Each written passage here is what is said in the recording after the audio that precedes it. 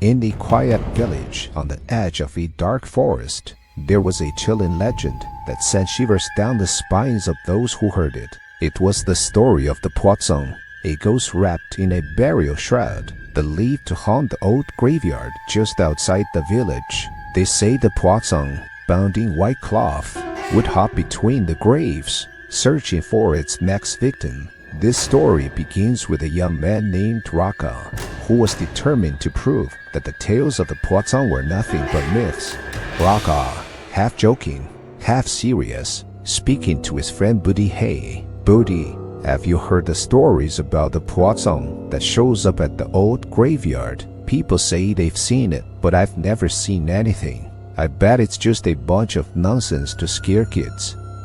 Buddy, serious and slightly worried, Raka, don't take it lightly. The family that lives near the graveyard, Mr. Silcardi's family, they've told me they hear strange noises at night, and some villagers even claim they've seen the Pocong hopping between the graves. It's terrifying. Raka, teasing with a laugh. Come on, Buddy, it's probably just their imagination or the wind. And if this Pocong is real, why hasn't anyone caught it on camera or given more details? How about this tonight?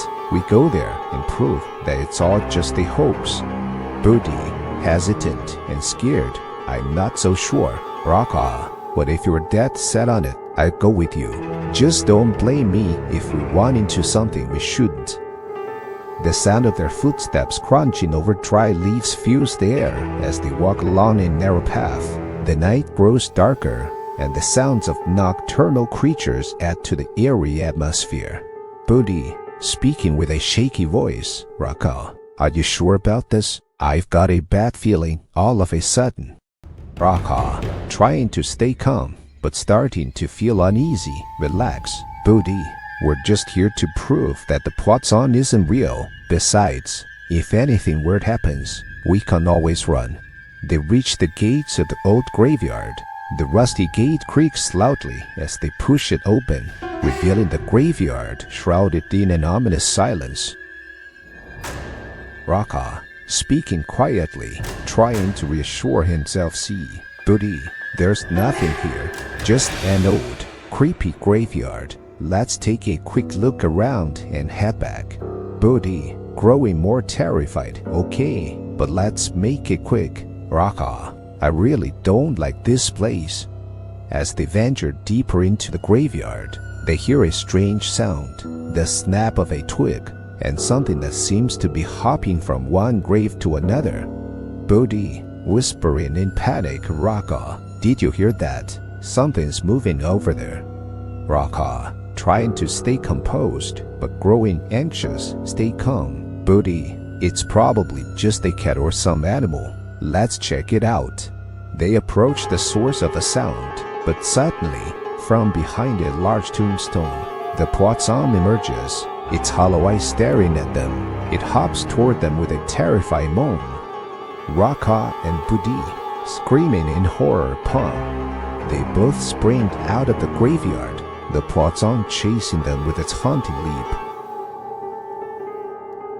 Raka, gasping, still in shock. Buddy, that was real. I never believed the stories, but that Pocong, it was real.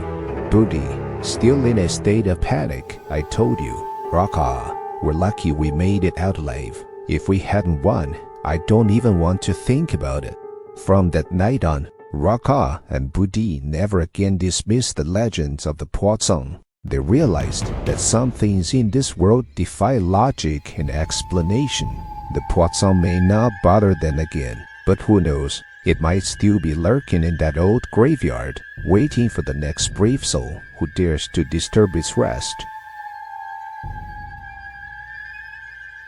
If you ever hear this story, be careful if you find yourself near an old graveyard at night. Never underestimate the power of these terrifying tales, for you might just become the next victim